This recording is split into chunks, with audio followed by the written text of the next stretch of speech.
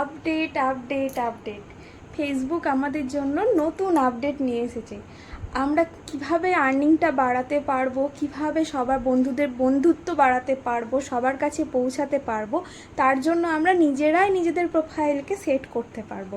তো চলো আমরা এটা কোথায় খুঁজে পাবো তোমাদেরকে দেখিয়ে দিচ্ছি। নিজেদের প্রফেশনাল ড্যাশবোর্ডে আসার পর যেখানে উইকলি চ্যালেঞ্জ দেখতে পাও সেইখানে যাবে।